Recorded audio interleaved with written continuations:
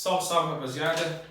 Lucas Sverse na área novamente. Exemplo 2 de calorimetria. Ele diz o seguinte: as altas temperaturas de combustão e o atrito entre as suas peças móveis são alguns dos fatores que provocam o aquecimento dos motores a combustão interna. Então, para quem não tem muita noção do que é combustão interna, gente, eu fiz um exemplo simplificado de um cilindro movimentando, não é isso?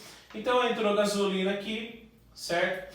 O pistão sobe, essa vela joga uma corrente elétrica e bum, explode. Explodiu, jogou o pistão para baixo. Esse pistão vai girar um eixinho, tá? Esse eixo vai ser esse eixo vai transmitir o seu momento angular para todos os outros componentes até chegar na roda, tá? Bom, o que ele quis dizer? Que esse calor gerado na combustão e o atrito do pistão ao subir e descer gera o quê? Gera calor no sistema, gera calor no motor. Agora, se isso não for controlado, o que vai aquecer? O que vai acontecer? O motor vai superaquecer e superaquecendo ele vai fundir, tá bom? Então ele fala assim, ó, para evitar o superaquecimento e consequentemente danos a esses motores, foram desenvolvidos os atuais sistemas de refrigeração. Então, para dissipar mais rapidamente esse calor gerado pela combustão e pelo atrito do sobe e desce do pistão, eu desenvolvi sistemas de refrigeração, tá bom?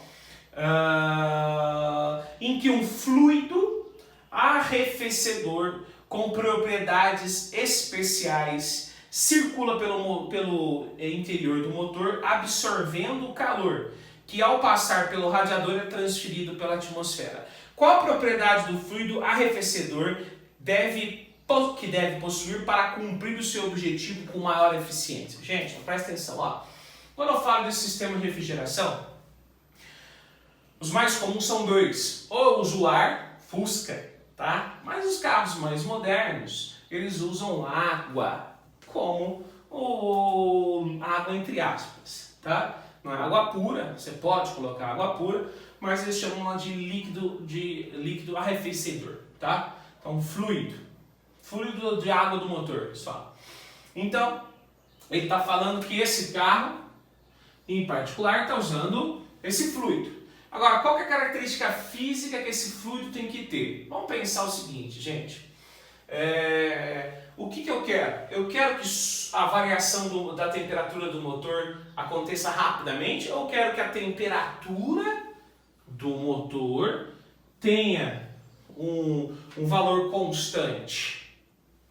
Ele pode subir muito? Não. O motor pode esfriar muito? Também não. Ou seja, o motor ele tem que ter uma variação de temperatura pequena, tá? E lá na aula teórica de calorimetria, nós verificamos que baixa variação de temperatura implica em alto calor específico sensível.